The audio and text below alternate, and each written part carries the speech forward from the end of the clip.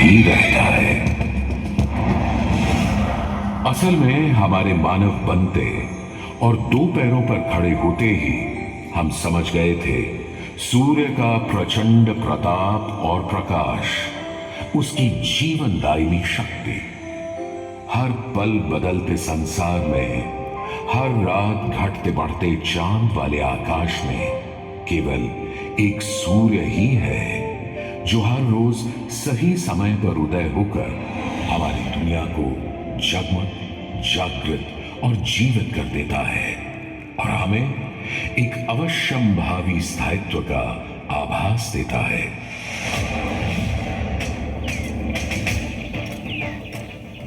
सूर्य से ही तो हमारी फसलें, फल, पक हमें भोजन देते हैं। सूर्य से ही तो हमें बादल और बारिश मिलती है और सर्दियों में सूर्य जरा रूठा तो जीना दूभर हो जाता है। पेड़ों के पत्ते झड़ जाते हैं, वन्य जीवन गुप्त होकर लुप्त हो जाता है और पूरी दुनिया बेरंग सफेद हो जाती है।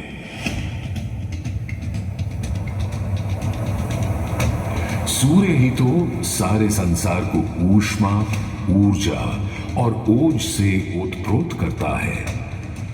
इसीलिए तो ऋग्वेद में कहा है, कांतिमय ईश जनों का मुख प्रकट हुआ है सूर्योदय के साथ। हे ईश्वर, इस आदित्य के उदय के साथ हमें अंधकार, दुर्भाग्य और पाप दोषों से भी बंधन मुक्त कर देना आज।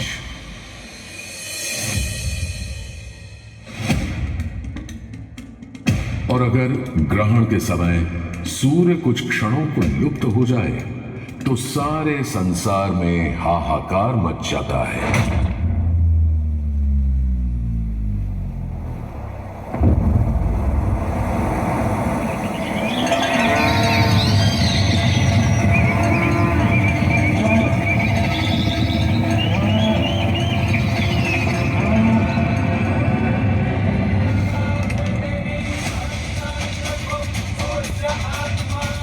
यह सूर्य के अनंत गुणों का प्रभाव ही तो है कि सारे संसार में आदिकाल से सूर्य की अर्चना, आराधना और सूर्य मंदिरों का निर्माण होता रहा है।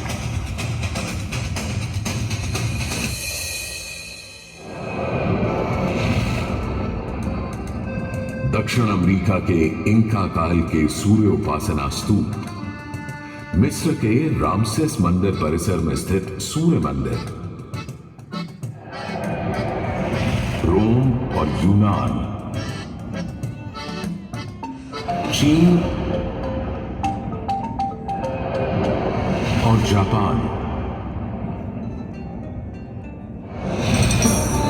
मेसोपोटामिया और ईरान के सूर्य मंदिर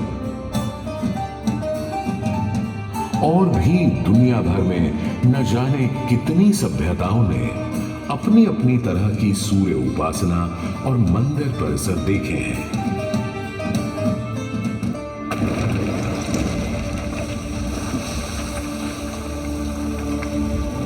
उत्तर में कश्मीर में बना मार्तंड मंदिर, जहां भारत भर के मंदिर परिसरों में सबसे विशाल है, तो पूर्व में ओडिशा का कोणार्क मंदिर सबसे वैभवशाली। पूर्वोत्तर में असम और मणिपुर के सुंदर सूर्य मंदिर देखते बनते हैं, तो दक्षिण में तमिलनाडु, केरल, कर्नाटक आदि के सूर्य मंडप अपनी अलग छटा रखते हैं। उधर उत्तराखंड, उत्तर प्रदेश, बिहार, मध्य प्रदेश, हरियाणा और हिमाचल में भी सूर्य मंदिरों की हार माला सी बनी है।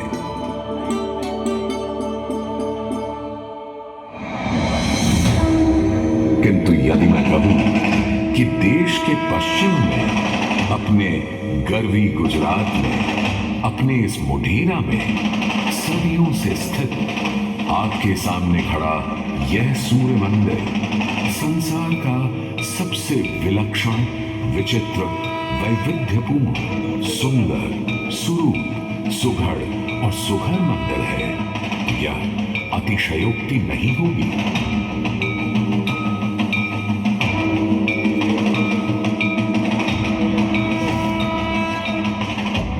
11वीं सदी में चालुक्य घराने के सूर्यवंशी सोलंकी सम्राट भीमदेव प्रथम ने तो यहां एक चमत्कार ही कर दिखाया। सम्राट भीमदेव प्रथम एक बड़े वीर और प्रतापी राजा थे। एक तरफ उन्होंने सोमनाथ का मंदिर तोड़ने वाले महमूद गजनवी से टक्कर ली और उसके तोड़े सोमनाथ को दोबारा से खड़ा किया,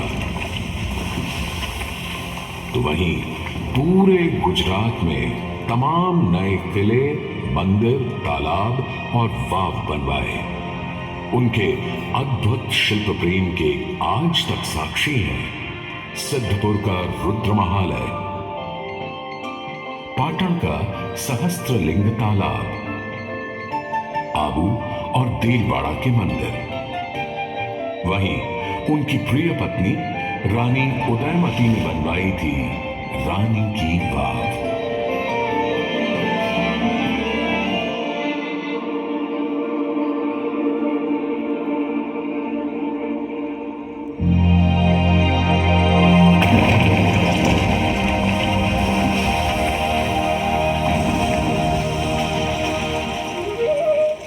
किंतु इन सारे स्थापत्य और शिल्प के नमूनों से कहीं ऊपर था राजा भीमदेव का पुष्पावती नदी के किनारे सन 1026-27 में करवाया इस सूर्य मंदिर का निर्माण।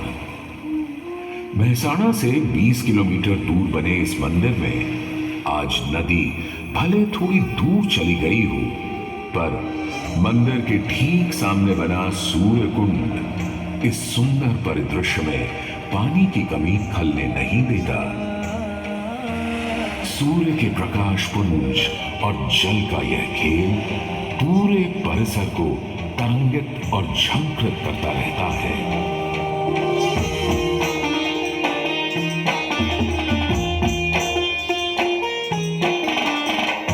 मंदिर के ठीक सामने बने विशाल कुंड में 108 छोटे बड़े मंदिर और उनमें रखी विविध देवी देवताओं की मूर्तियां इस मंदिर को एक अलग खास चरित्र दे देते हैं। इसका एक और नाम है रामकुंड, और क्यों ना हो, जबकि यहां विस्तृत धर्मारण्य वन क्षेत्र में ही श्री राम ने मोढेरक का निर्माण करवाया था।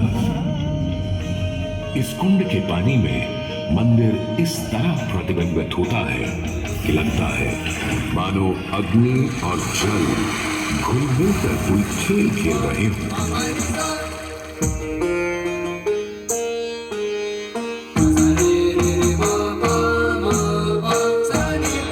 तालाब की तरफ से सीढ़ियां चढ़ते ही एक सुंदर तोरण आपका स्वागत करता है। तोरण से होते हुए जैसे ही आप मंदिर के पास पहुंचते हैं, एक नया संसार सामने आ खड़ा होता है।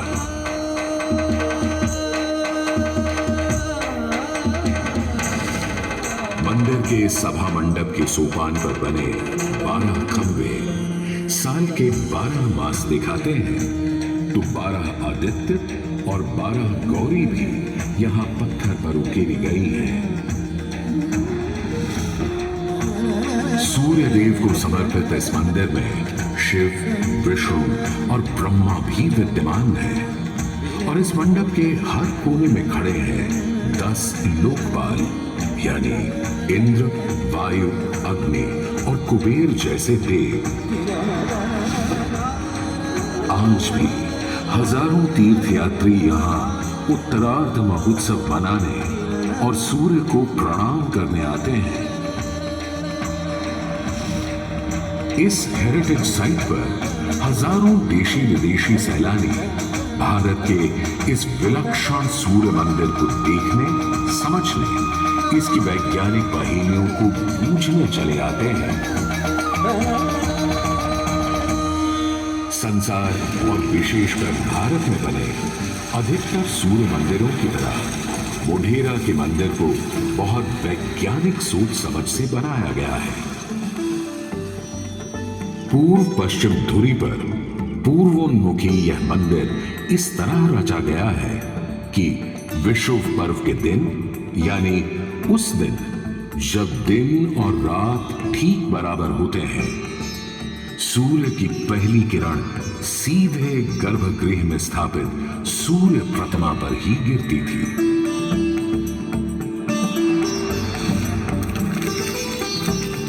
आज हमने सूर्य की कृपा को एक अलग तरह से भी बटोरना, सहेजना और संभालना शुरू कर दिया है, सोलर पावर या सौर ऊर्जा के रूप में।